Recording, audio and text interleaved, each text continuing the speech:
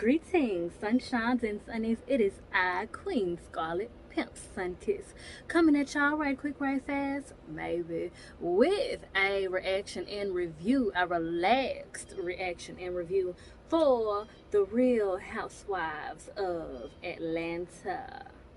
Season 14, episode 7.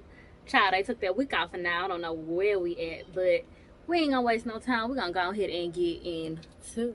So I love the consistency of how every time they open the show, we kind of start off like panning through everybody's family life and you know how they and what they doing with their kids and all this other good stuff. I am curious to see what this podcast is giving. Okay, so for this episode, we open with Drew and her husband and her daughter, and then we pan to Candy and her two small kids, Ace and Blaze, and then we hop over to Sheree, and Sheree is on her daughter's podcast. I paused it there. Let's see what it's giving.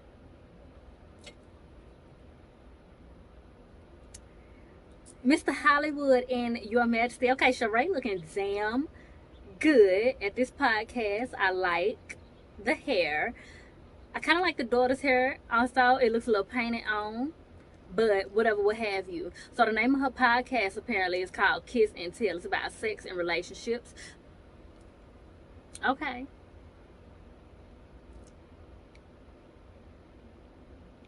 Okay, so she describes a sex position and they have to give it a name, or they have to tell what the name of it is.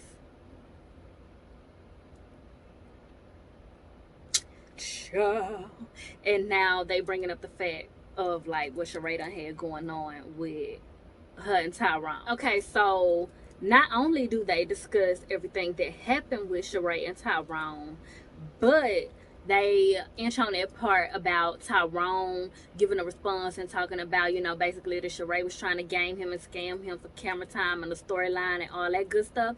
So Sheree addresses it and she says that he is playing games with himself and that he knew what it was giving. He knew that there was going to be filming and all this, that, and the third, which honestly, I can believe coming from Sheree with this because we saw him on the FaceTime with her. So clearly he knew that it was cameras around and everything, and that she was in the process, in the period of filming, and that when he showed up, there were more than likely going to be cameras around because it's the process of filming. So whatever is going on in her life is going to be going on camera.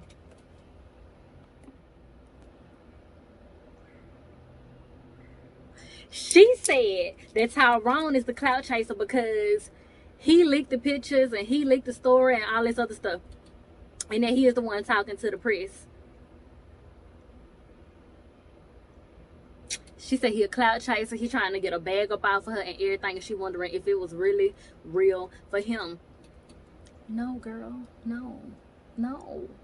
So they, you know, refill her with words of affirmation and everything and let her know that it's tons of good men out here. You just got to drop that zero so that you can get you a hero. Be your own hero. Okay? Shout out to the Cheetah Girls. Rather rescue yourselves. Get back up over here with Marlo and the nephews and everything. Honey, they are evaluating this big bear that they got because something that happened to the bear. They say he's been abused, like his head finna fall off and all kinds of foolishness.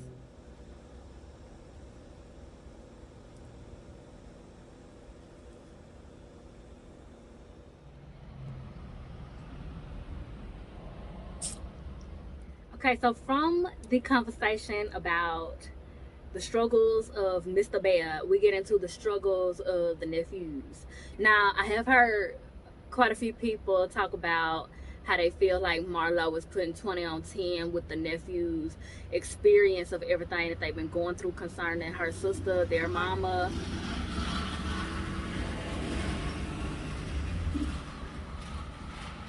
Anywho, but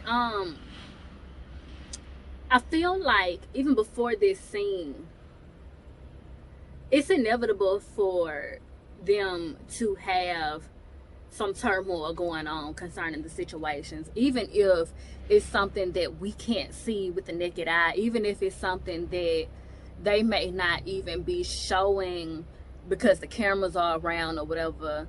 It's inevitable that they will be experiencing some type of negativity in their lives or emotionally or whatnot, because they have had to be uprooted from the home they once lived in to now living in a home with someone else.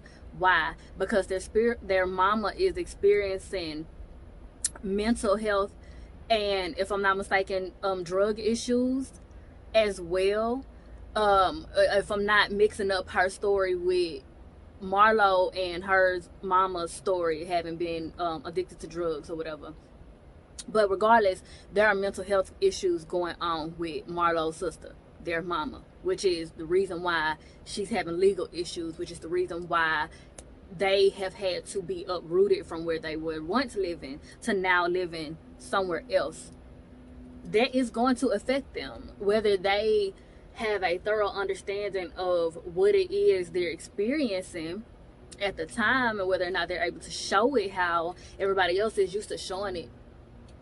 That's going to inevitably have an impact on them, because that's their mama, and it's spilling over into their experience of life. So it's probably a lot of questions, a lot of comments and concerns that they have, and a lot of it they may not be able to put it in words, or, like I say, put it in anything, you know what I'm saying? So I just kind of feel like that's ridiculous for people to feel like Marlo is putting 20 on 10 about what she notices about them and their experience of the situation, okay? And we know Marlo puts 20 on 10 with a lot, but I just don't think that's something that she has to put 20 on 10 with. But so let's get into the content of the conversation that she had with them. She's talking to them about, you know, asking them genuine questions about how they feel about everything. Do they miss their mama? Do they feel that they need to see a counselor or anything of that nature? And, you know, they tell her no and this, that, and the third, but then she addresses with them, you know, well, y'all been getting referrals, you've been talking back around the house, you like having these rebellious and resistant things where you don't want to do your chores, you telling the teacher that she don't get paid to argue with you, and all this other, you know, foolishness that is showing signs and symptoms of some behavioral or, you know, mental health issues, some type of change that's happened for, I wouldn't say the worst, but not for the better, ever since such things have happened. And getting a response from the nephew that's kind of nonchalant, very matter of fact about things, is confirming what Marlo has been saying, okay? Let me talk about how Marlo responded to what was said to her. Yes, absolutely, what she was saying about them needing to, you know, be able to push through and be able to not take out their frustrations out on other people, and learn the positive ways and good tools for them to use in order to express what they need to express, in order to handle the things that they need to handle. One thing I'm going to point out about what Marlo was saying, though, is she was saying, I don't need to get any calls about this and that. I don't need to get any of this. I don't need any pushback and this and that. Thing of that is, they are human and they are young humans. So whether they was dealing with a mother with mental health issues and legal issues or not, you're going to get some of that regardless, because they are growing beings, you know? And y'all are not of the same sex, so you're going to only be able to relate to them but so much. So, and they're only going to be able to relate to you but so much. Not only because of the age difference, not only because you're not the woman that brought them into the world, but also because y'all are different sex. So there are certain experience of things that y'all don't have the same, and the way that you recognize your emotions and the way that you express your emotions as a woman will be different than the way that they recognize their emotions and express them as young men or males. for that matter. And this is not saying that males don't express their emotions. They do. It just comes out differently. Some of them do it, you know, the same as women if they're in their feminine energy or whatever. But even men that are in depth with their feminine energy and in touch with their feminine energy, they still won't necessarily recognize their emotions and express them in the same way that a woman does.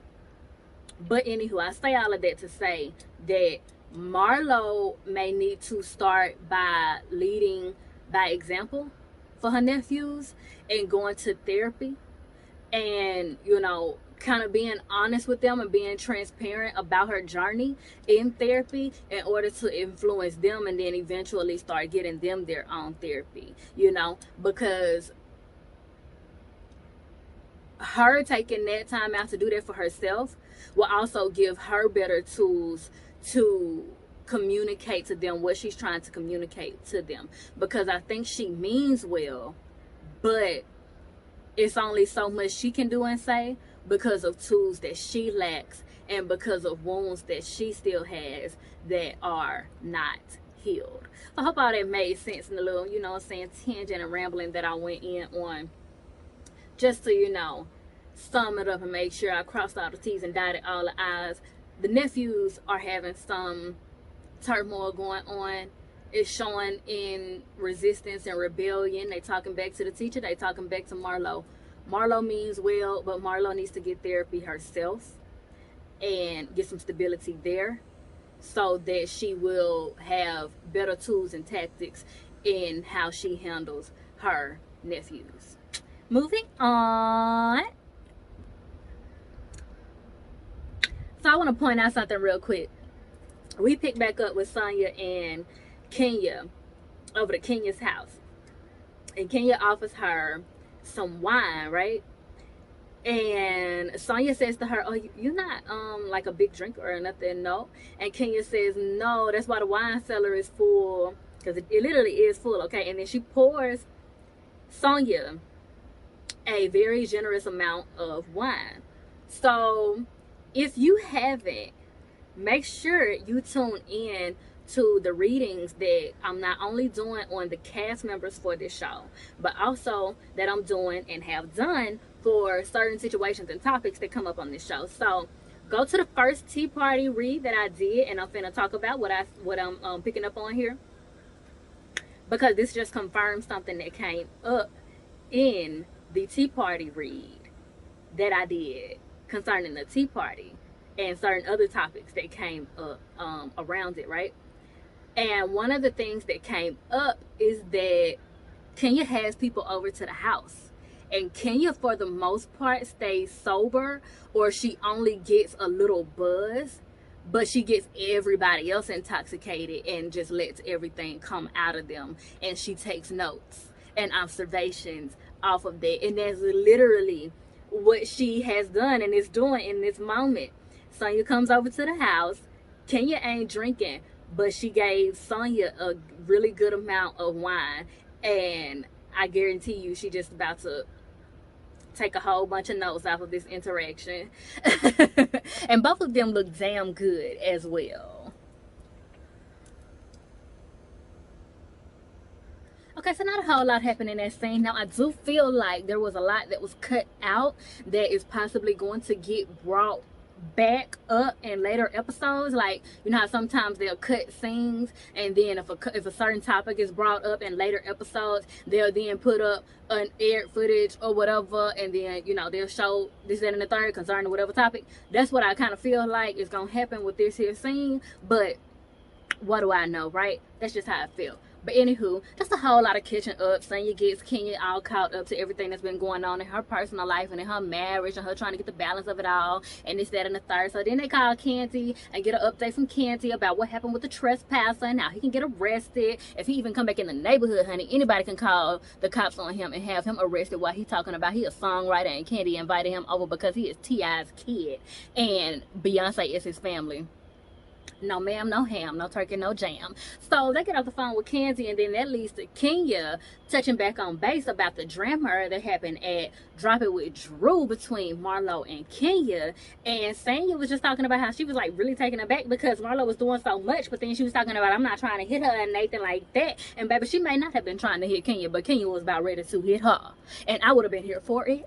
I'm sorry, but I would have.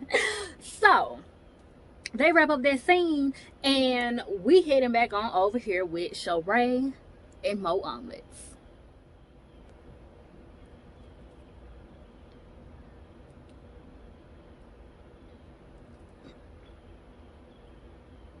So, Fatum, that's how Sheree said her name. The girl that dropped the tea at the tea party about Anthony saying that Ralph might be gay. Fatum. She said the Fatum is from somewhere in Africa. I don't want to say it wrong. So I'm gonna let that be that. She's from somewhere in Africa. She is absolutely gorgeous, honey. And I ain't gonna lie. I gotta side eye her a little bit because she's a Ray friend. But I like her energy. Like I think regardless of whether or not she's a likable person, yes, I'm eating a banana. I think regardless of not she's a likable person, she might be good television, you know. So I don't know. Let's see what she's putting down. They're about to get into some conversations about a lot. Let's see what it's giving. A mess. So before we get to the laughable part of this thing, Fatum brings up the article about Tyrone talking trash about Sheree, and Sheree is like, basically, he full of shit. Like, I really can't believe that he's even fucking doing this shit. I feel stupid. I feel duped. I feel like the mucks he scammed after money. I feel like he scammed my emotions. Like, he scammed me out my heart type shit. And I know we on Sheree ass about how foolish all of this is and has been.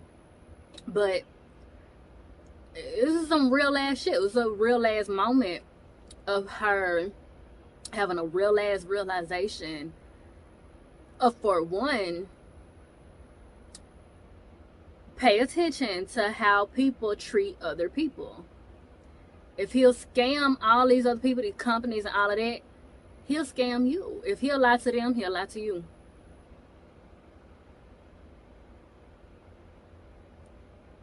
Okay? And also, her having this moment of release, because I feel like she's been verbalizing her feelings, but she hadn't been really expressing them.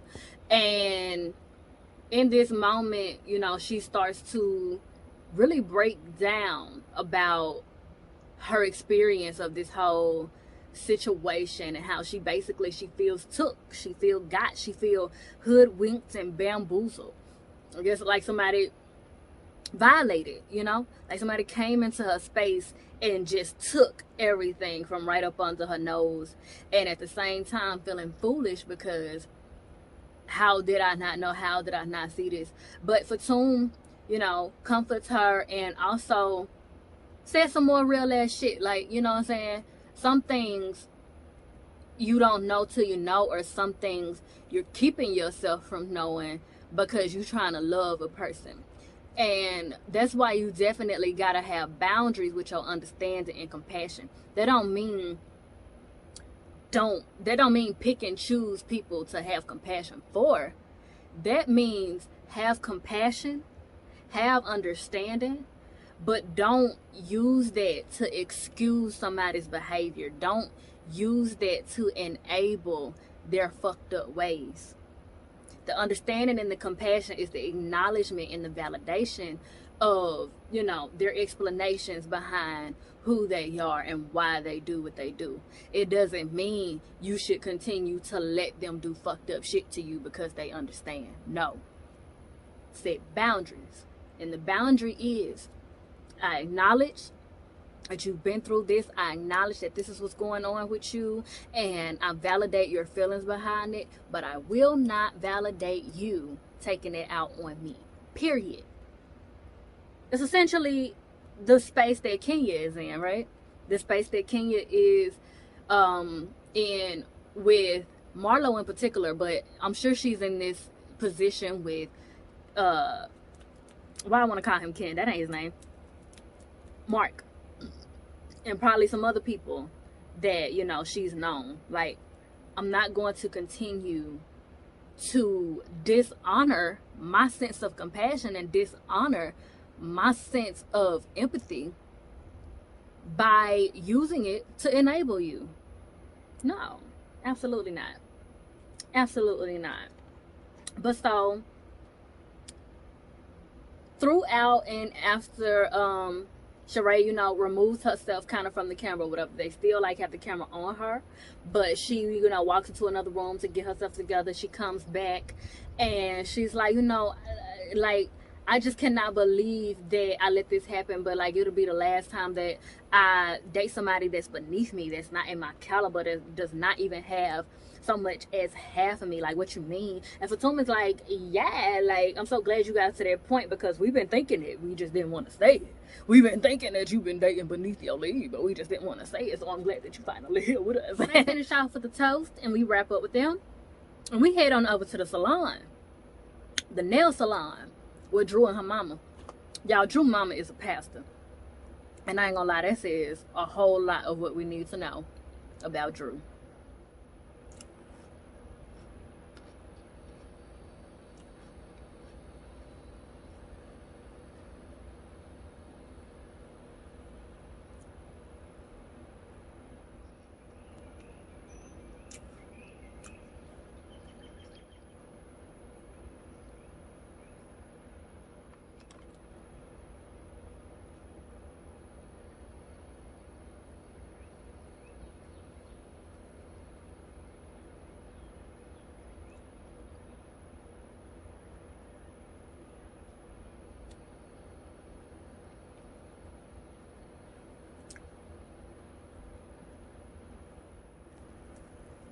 So they're getting the toast done, and Drew starts to talk to her mama and reveals that Ralph is writing a book about being a step parent.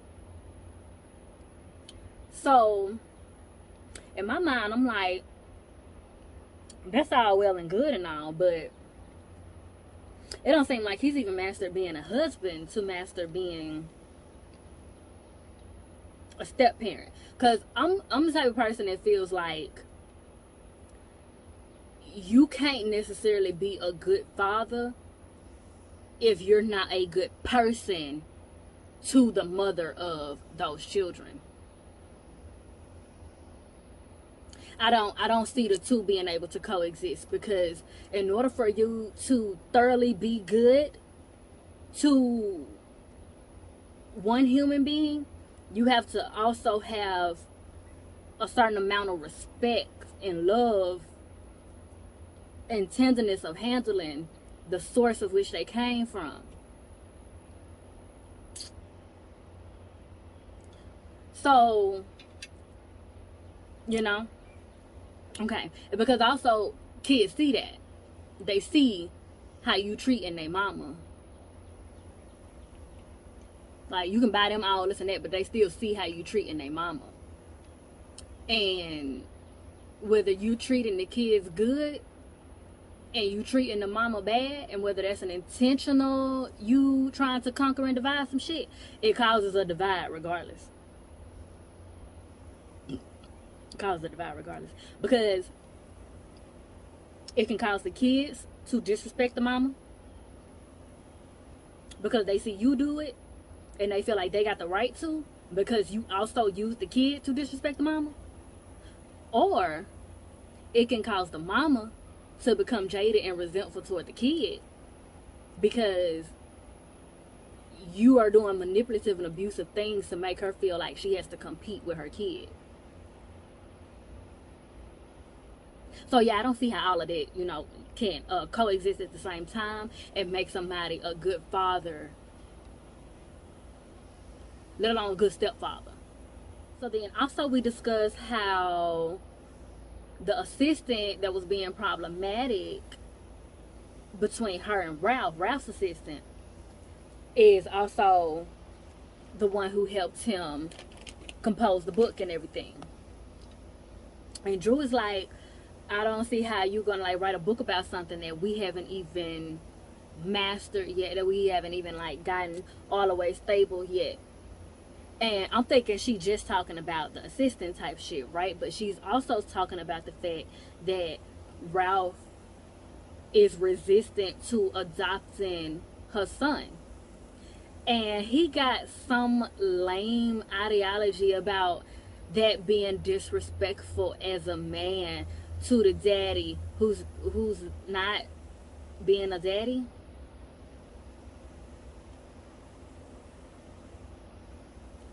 You see how men have so much loyalty to each other for absolutely nothing, but women have to jump through all types of hoops for an ounce of fucking respect. You got all this respect for a man who is not in his child's life for whatever reason, but you told your wife she deserved a Lunchable.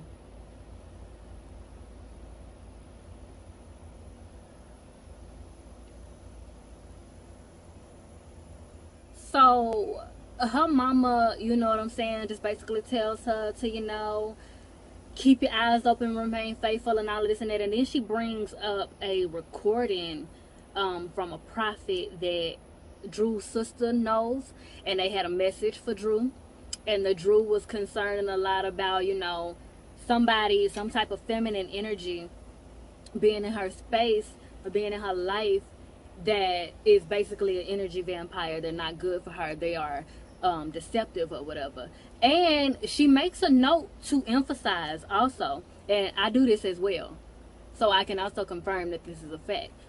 A being or the identity of a person can appear as female or feminine, but it may just be, it can also be a male that's just, they're prominent in their feminine energy, or they have a lot of women around them, or a lot of feminine energy around them one way or another. So all that being said, and Drew goes through all the women and Anthony, a gay man, like, oh, could it be her? Could it be her? Could it be her? Could it be them? Could it be him? She thinking about everybody it could be except her husband. Now she about to bring up Sanya, and let me just see what she about to say, because it sounds like it's fixing to be some foolishness.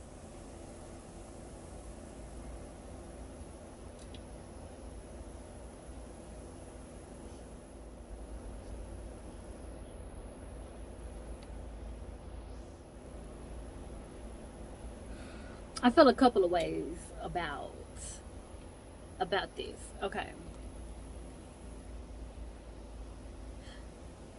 For one, Ralph is messy.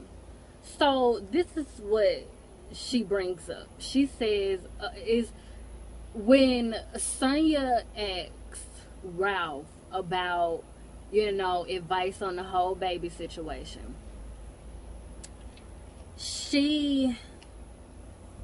he said, we just as busy as y'all are. Ralph, this is what Ralph said. Ralph said, we just as busy as y'all are. That's not an excuse. And Sanya responds facetiously, well, y'all act like y'all busy. Ha ha ha ha ha. And moves on. This is the problem that Drew is bringing up to have now with Sanya, and feeling like she's fake and all of this and the third. Even though they just made up at the end of last episode. And Drew says it in the way of Sanya saying, as if Ralph told her that Sanya said, well, I'm trying to see how busy y'all really are. That's not what she said. And if that's how he said it, then it makes sense why Drew, would take it like that. That's not what she said. She said, oh, y'all act like y'all busy.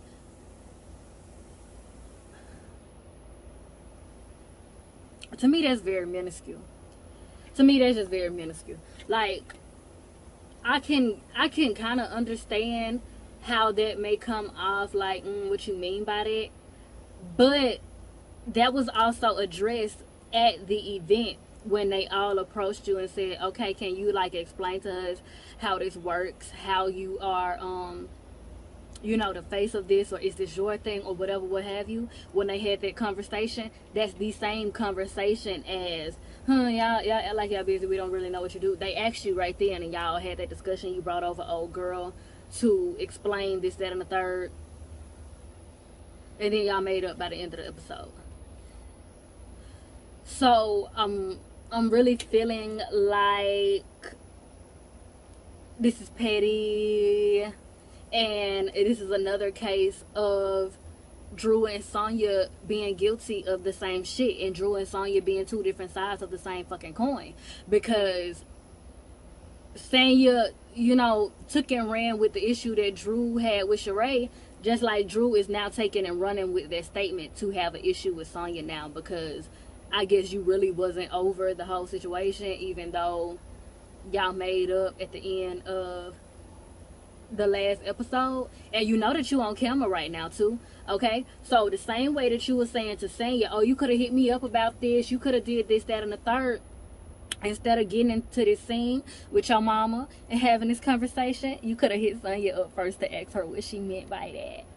And we could have seen the text messages, or, you know, the recording of the phone call whenever the episode aired. And y'all talked about, y'all talking about it and everything. Yeah, you could have did the same thing. So I don't want to hear that shit about people ganging up on Drew and Sonya is this and Sonya is that, because Drew is the same damn shit, if not worse in certain ways, to be honest. Because this is petty as shit. And you could have had a whole scene with Sonya addressing this. You doing the same shit. You doing the same shit that you was just 38 hot with Sonya about doing. It's the same shit. But her mama finishes off. Mama, you know what I'm saying, closes it out like, what type of friend group is this? What is this? We need to have some real conversations about like how everything is being torn to shreds with the sisterhood of it all. And she is correct. And that she is correct. That does need to be a deep conversation to gather some understanding, okay? But also, what's your contribution to the fuck up?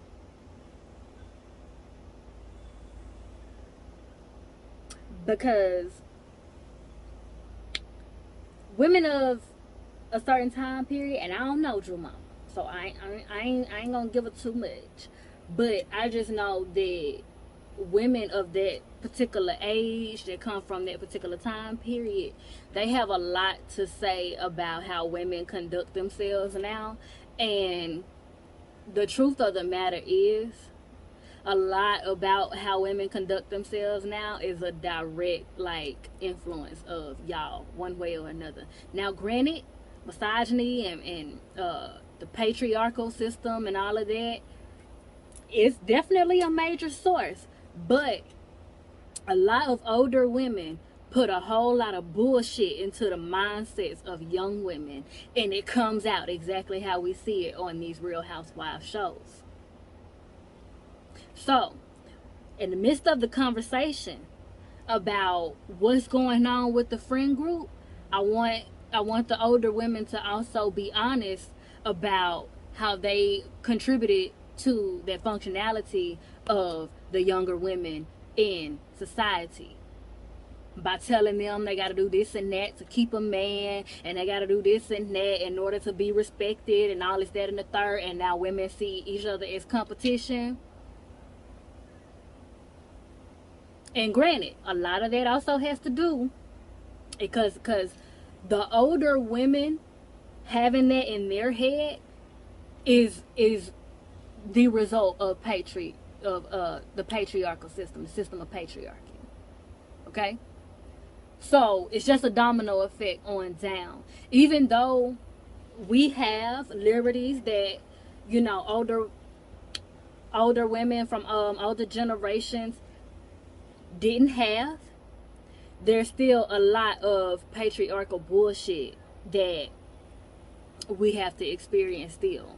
And there's a lot of shit that, you know what I'm saying, that functionality, even when women are hella successful, that subservient, insufficient, inferior complex is passed down still by older women to younger women. So younger women can have all the accomplishments in the world and still function like a maid because of what's been poured into their mindsets by women from, you know, the older time periods. So that's what I mean by that. Everything in this moment is trying to hold me back, so please be patient as I work through these kinks.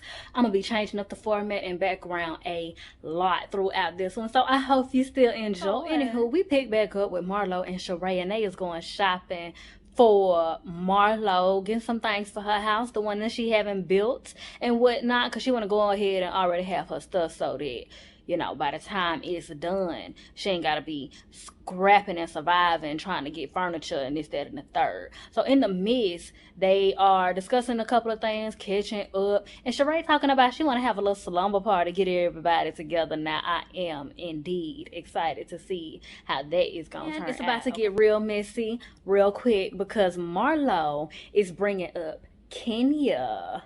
And you know she bringing up that whole situation that happened at Drop It with Drew. So you know she also fixing to be saying some foolishness filled with delusion. So let's see what it's giving, huh? Marlo need help, like, for real. So, of course, like I said, she's telling her story filled with delusion and talking about Kenya is two people she got ganged up on and all this, that, and the third. And Sonya kind of cuts her off in the midst of her BS. And it's like, hold up, I was just with Kenya, so I'm going to fill in the blanks. And let me also give you my side and everything. And she tells her, like, Kenya felt blindsided. He was coming out of nowhere with the foolishness, talking real crazy. And also, baby, do you think that you can have a conversation or even just, you know, a simple argument without going below the belt? And Marlo was talking about, oh, girl, I need a class on that because I don't know how to not to go below the belt. I don't know.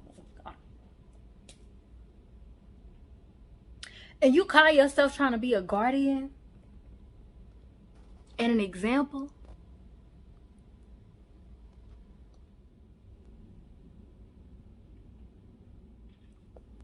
Child, I'm not finna deal with Marlo. I am not finna let her raise my blood pressure because she is clearly an agent of chaos and she is out of her motherfucking mind. Because she is really up here acting like Kenya did something to her. Like Kenya started with her. And she talking about, oh, Kenya was in real form. Me and her been friends all of this time and she ain't never came at me like that. She ain't never done that. This must be something going on with her. She got a bad case I can't take. No, girl. You got a bad case of can't take her. And you got a bad case of delusion, honey. You got a bad case of an inferiority complex, baby. It's not giving. It's not it. Child, she talking about Kenya needs some medicine and she needs to read the Bible.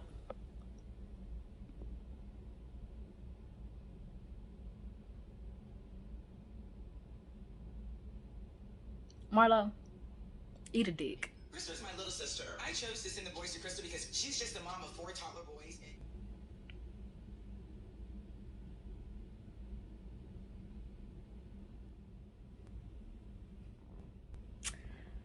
I'm not going to spend too much time on this particular segment, but this is what I have to say. Marlo gets into talking about how she got home that day from getting into it with Kenya, which was her fault. And the boys wasn't doing everything she wanted and expected them to do. Say, you know, having their behavior issues and whatnot. She said one of them punched a hole in the wall when she corrected him and things of that nature.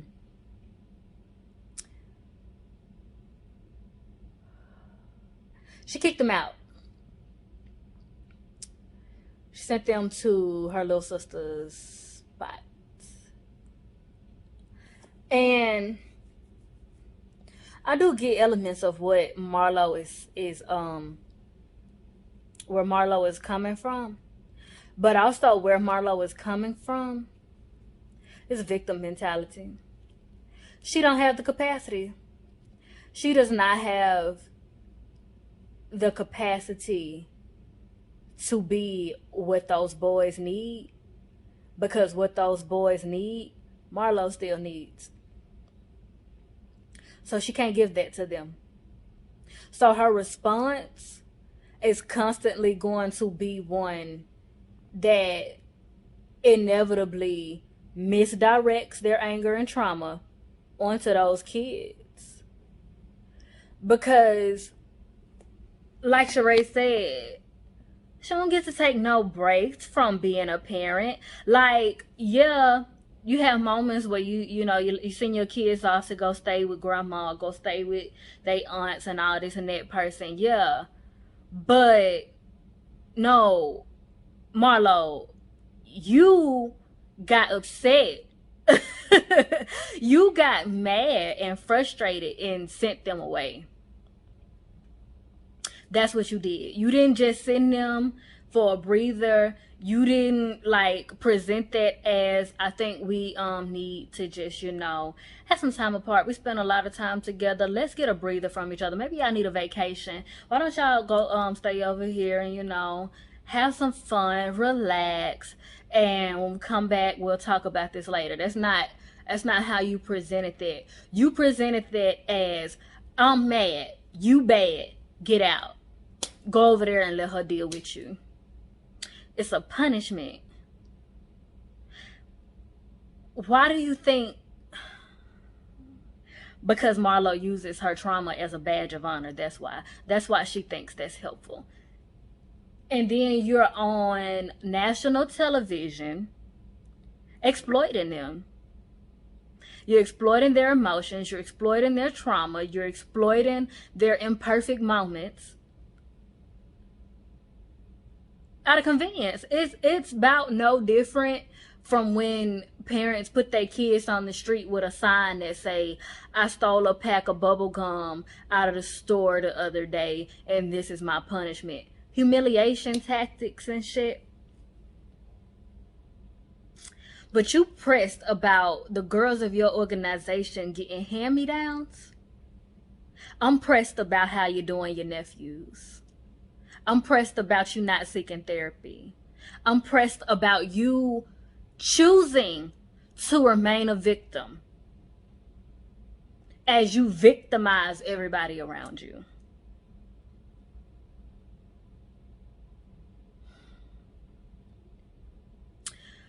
But Sheree and Sanya do tell her, like Sanya says to her specifically, after the 30 days, because Marlo is constantly trying to make the kids the issue. She's constantly playing victim in every situation. Oh, the kids are doing this and that to her. Girl, the kids are being kids. The kids are living. The kids are going through. You are supposed to be their guardian. You are the adult in their life. You are the mom that they have right now. And you full of fucking shit. I'm sorry, that shit pissed me off. I'm gonna let my blood pressure get a little raised over that. Because these are kids, you dumb bitch. You are a damn near 50-year-old fucking woman still wearing your victimhood as a badge of honor as you further victimize your nephews. And it's fucking bullshit. And Sanya and Sheree sat up there and played very coy with you. But no. Fuck all of that. You need somebody to go the fuck off on you even worse than Kenya did. You need somebody to smack the shit out of you. Because this is straight up bullshit. But Sanya says to her, you need to also think about how you're going to be different after the 30 days. It ain't gonna be 30 days. It's been years. It's gonna take much more than 30 days of them being away for her to change. Cause like I said, I know people like Marlo, people in my family like Marlo that take people in or have taken people in because of how they can benefit from it. And then when the people that they took in, the kids that they took in aren't being convenient because they are traumatized and they need help and they need therapy, but your response is to kick them out every time they do something. To kick them out, make yourself the victim and villainize them because they're having trauma responses as kids. Get the entire fuck out of here. All right, so we picking back over with Sheree's event that she wanted to do, the whole slumber party and everything. And I like the ideas that she's rolling out. I like the ideas and stuff that she has.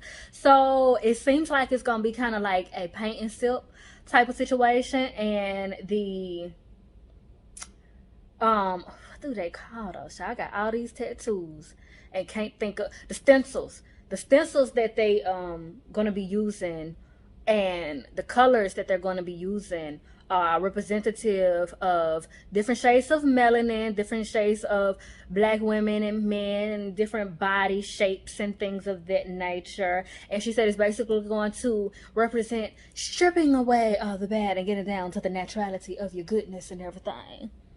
But see, some people's naturalities is on bullshit. And so also they have a color-coded dress scheme, which is nude. So nude is also a part of the color-coded dress. The color-coded dress code.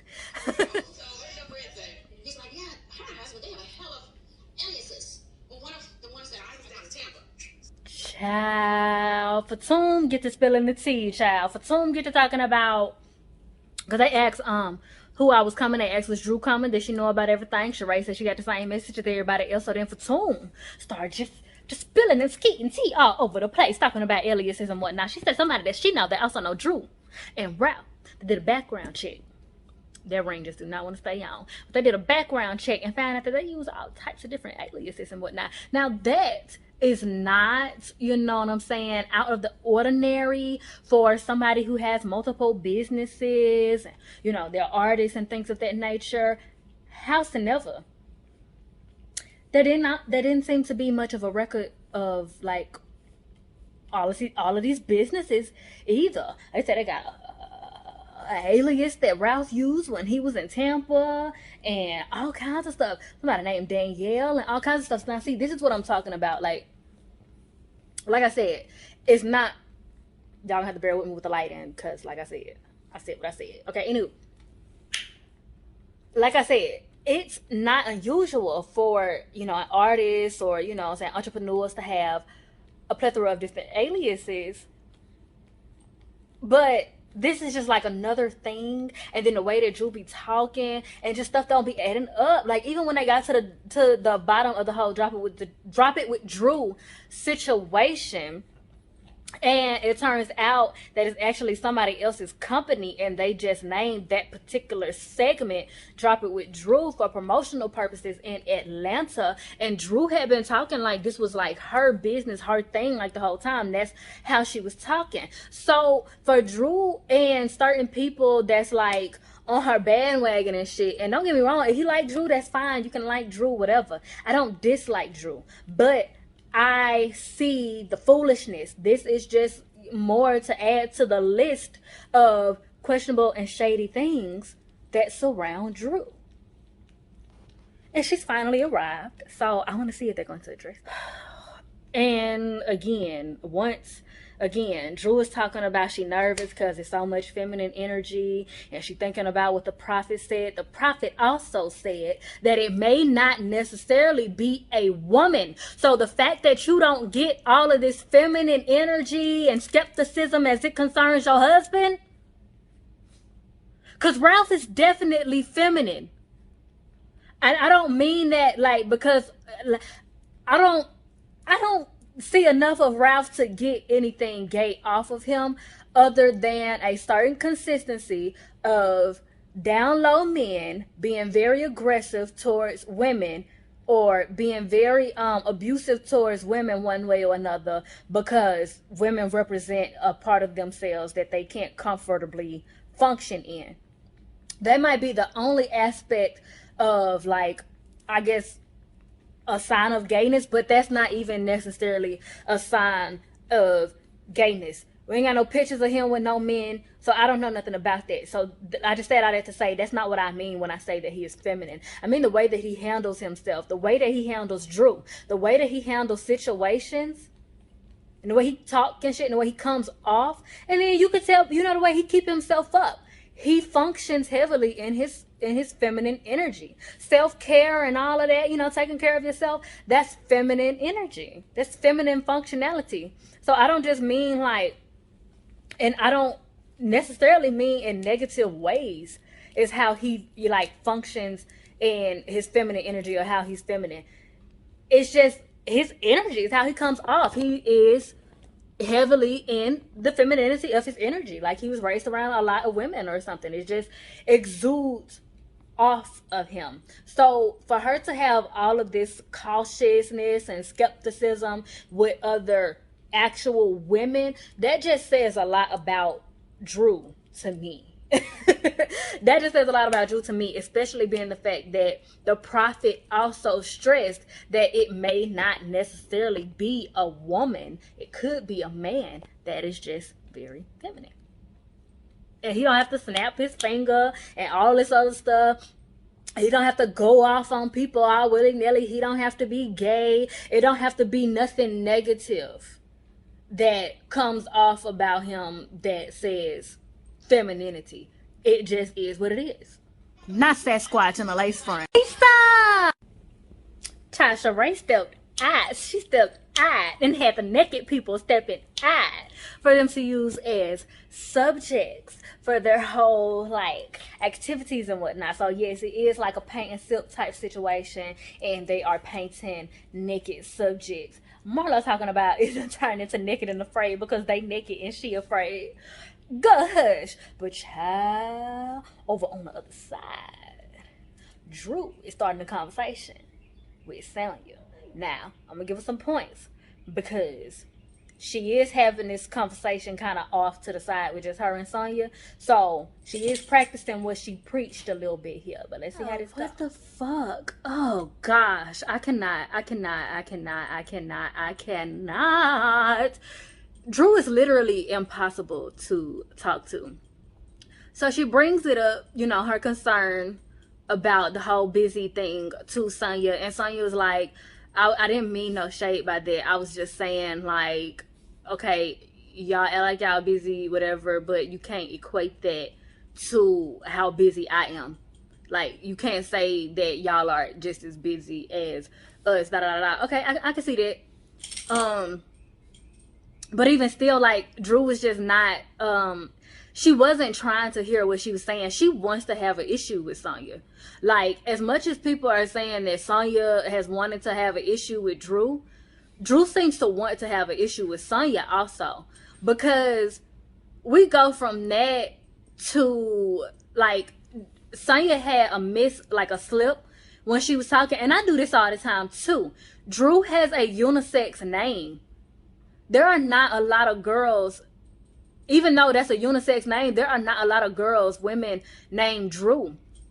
So Sonya says, when I was talking to Drew, and Drew says, Drew, when you were talking, you mean Ralph and da da da. And Sonya's like, my bad, I just got caught up, you know, y'all have like unisex names or whatever. She, oh, now my name is bad. Oh, you don't like my name? And Sonya's just like, look, I'm just not. And I don't blame her because, girl, you jumping from one thing to the next to have an issue.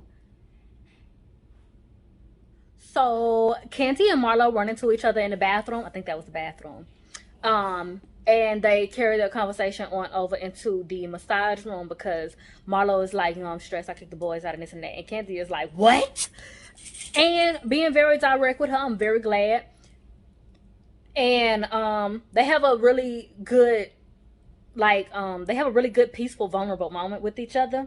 And Canty is kind of being like on some big sister shit with Marlo and like holding her accountable at the same time. Like what you doing? You said that to them? Like, you told them to get the fuck out? Like, no, like, that ain't it. And Canty is also like, you know what I'm saying?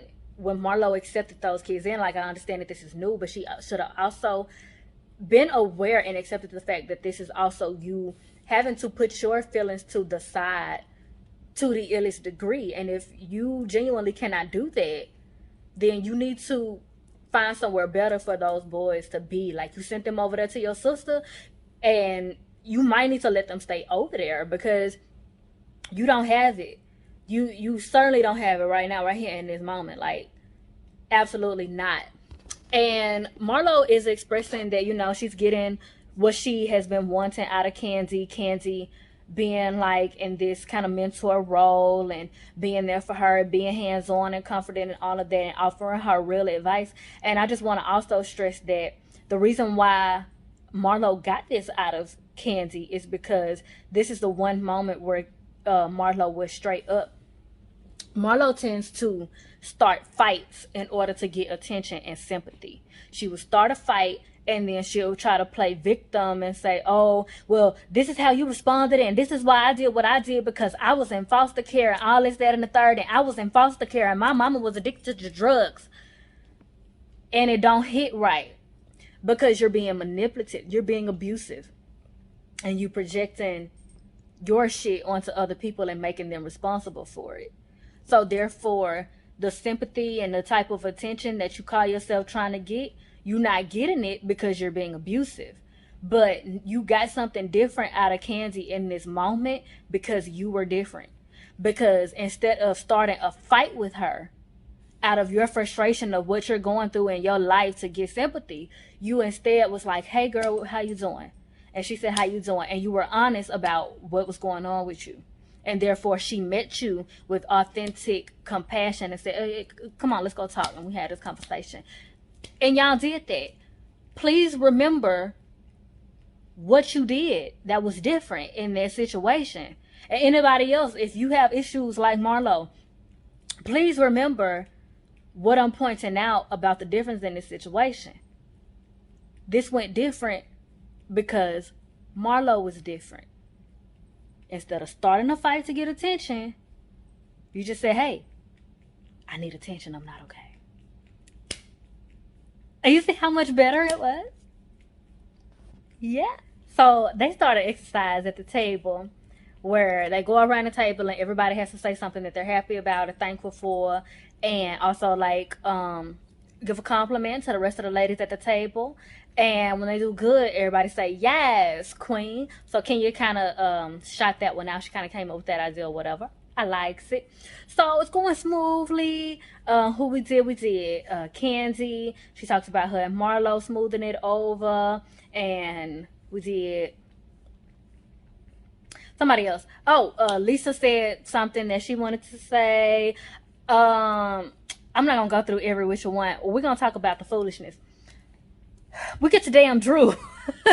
And Drew don't know how to follow directions, and she also don't know how to just let shit be when it needs to be. And like I said, she had practiced what she preached at first, and then she almost fucked it up, and I think she finna fuck it up again.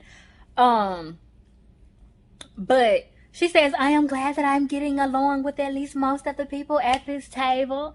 And everybody says, no, queen. Exactly. That's not what you were told to do.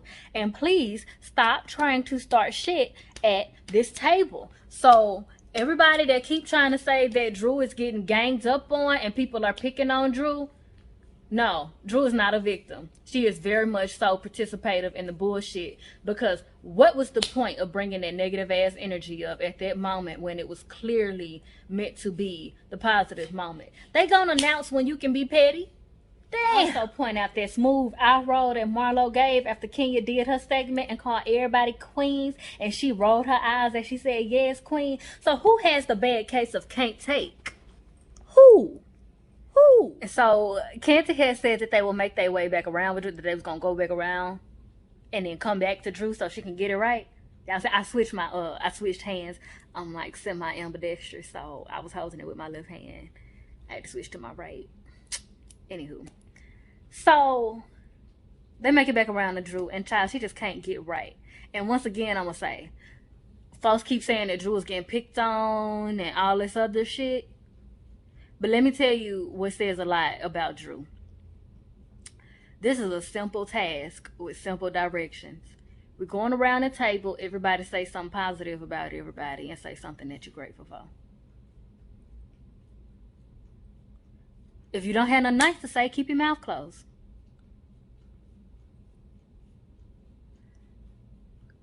Go around the table and every which person to say a compliment amongst everybody and say something that you're grateful for. Drew, for the life of her, cannot stay focused on just saying something positive. Which, honestly, why the hell you got me agreeing with Sheree? Sheree says, Drew's struggling. She don't know how to give a compliment because she's not used to receiving them. That's what it's giving. You ain't got no happiness in your heart, so you don't know how to genuinely pass it around. Like, on some genuine shit. Like, because it's a really simple fucking task. Like, it really says a lot about you when you can't follow simple directions. And ain't nobody asking you to build a house. Ain't nobody telling you to go across the table and kiss one of these ladies in the mouth. Say something nice. It's that simple. And she just literally cannot say something nice. A general compliment amongst the table. But Drew is being picked on. Drew's full of shit. So now here she go contradicting herself. And deflecting and derailing, like I've been saying she does this whole time. Like, since the season started. You were asked to give a compliment amongst everybody at the table and say something that you're grateful for. She turns the attention to Marlo and says, well, Marlo, you said you love everybody. Do you genuinely love everybody? And Marlo says, yeah. I mean, what? People argue. You and Sonya argue all the time. What? And then Drew says, well, yes, I love everybody, even my enemies. Well, if that's the case, then why are you making this simple fucking task difficult? Drew's not a victim, y'all. This is escalated quickly. And most of these ladies are very drunk. Lisa Wu is one of those ladies. So Lisa's going on, a tangent like, yeah, you gotta love everybody, even your enemies, because that shit will have you imprisoned in yourself and all of this, that, and the third. And, Kenya's kind of amen and saying some things. Child, I don't even really remember Sanya saying, like, too much of anything. But apparently she was like, something, I don't know. But now Lisa Wu is cussing Sanya the fuck out. So Drew been worried about all these other women, but it's her that done got the shit started. It's literally her and being negative and not just focusing on the task and not just following directions that has got all of this shit started. So she then turns her attention to Fatum sitting right across from her and is talking about, oh, you was talking shit about my husband and you need to apologize and all this other good stuff. And Fatum is like, I'm not apologizing for anything, but this is what was said. Your husband got female aliases and shit like that. And telling her the female alias's name. And here go Drew once again, overlooking details. Ralph's name is not Danielle. Danielle is my assistant. You need to be asking why your husband is using your assistant's name as an alias. Did you miss that? Just like you missed that it wasn't Fatum that called your husband gay. It was somebody else who you're trusting that called your husband gay. And it made its way to Fatum. And again, Drew is starting arguments and conversations with people just to like dismiss them and do little shady shit in the process, like, my salad. Not a victim. Not a victim at all. Shakia is drunk as fuck, done passed out, talking about backdrops. I'm fucking screaming. And child, honestly, I'm feeling like Drew just don't know how to handle Fatum, because why are you turning your attention to a charade talking about, you see how she's doing this and she got a private investigator. You need to be worried about that. You need to be concerned about that because you were bringing me other stuff. No, don't turn your attention to a charade right now. What this got to do with charade? This ain't got nothing to do with charade. Don't do this with charade. So Fatum is like, and I'm going to have more to do. I'm going to have more than just a private investigator. If you keep fucking with me, you keep talking this shit. Baby, Fatum is giving me all my life. I ain't gonna lie. I'm liking Fatum, my child. Argue with Fatum. That's the person you started the argument with. Argue with her. And she mad spicy, giving you a whole bunch of energy that you can't handle, and you trying to direct it to a charade. Girl, bye. Kia is silly as hell. She's talking about, I just got a question. Is my wig straight? No, it's not, darling. Child, so we doing the coochie incense. We're doing the coochie incense. This seems similar to like what Sarah was doing to Nina on Dubai. And she put the stuff up her skirt, the essential oil and the fumes go up her skirt, and it like aroma the coochie and stuff. Child, yeah, like damn, we have to do some things.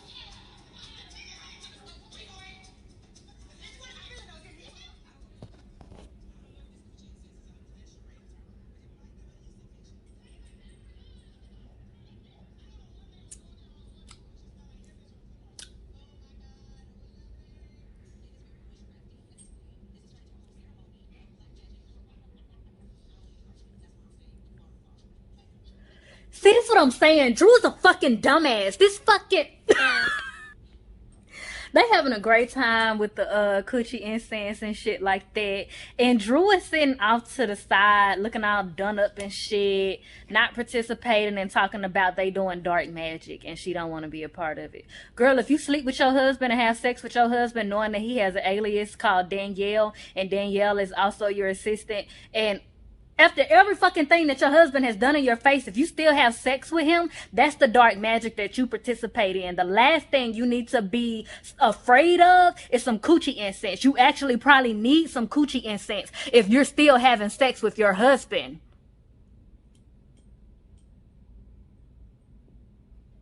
Dumbass.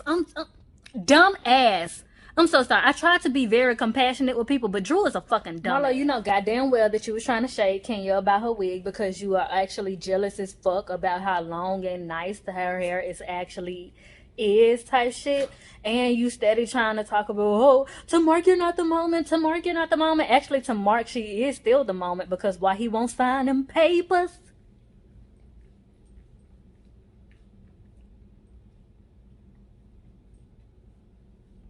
Why he won't sign them papers? Oh, okay. And two, like Erica De Niro say, stop thinking you doing something by throwing a dick in somebody's face. Mark is not the end all be all of this lady's value. And if that's what you think, then like I said, that says a lot about how you think, Marlo. So if you feel like Mark's lack of value for Kenya speaks measures about Kenya's value as a whole, then what do you think it says about yourself that you have no man to claim or to claim you? Again, everything that you're saying about Kenya, you just telling how you feel about yourself. Because what a man thinks about you is not the end all be all of your value. And I need all of us as women to know that. Period. I love Kenya, and I especially love drunk Kenya. I ain't gonna lie. She's so fucking silly. They was running around the house like kids. Also point out too that the more Kenya exudes joy and happiness and liberation about herself, the more irritated Marlo seems to come off and the more aggressive she tries to get with Kenya. But she can't go through with it because Kenya is just like, but again, says a whole lot. You saying Kenya has a bad case of can't take, but you literally can't take her just smiling and being herself. A mess. So they end that night, like I said, running around like kids and shit. And then they finish off with a toast and whatnot. We get a flashback of Sheree and all her shiznit and all that good stuff. She gonna have a fashion show of some sort, cause like a to be continued type thing on that. And then you know they saying everything that's happening next week. So that's all we got. Ain't got no more. And darling, I have milked this cow dry. And I found a couple of things that I can do some readings on from this episode as well. So I hope you all have been enlightened, educated, and entertained. And I hope that y'all will bless my comment sections with your questions and conversations. And as always, I bid you all light, love, healing, and liberation. Emphasis on liberation. Mwah.